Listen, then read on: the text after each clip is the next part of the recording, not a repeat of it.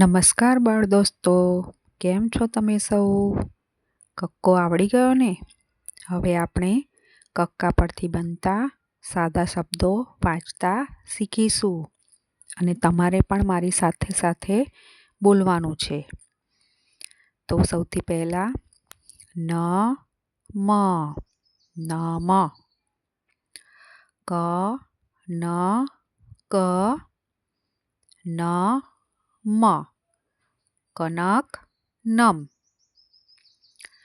ન મ ન ક ર નમન કર, ક ન ક ન મ ન ક ર કનક નમન કર,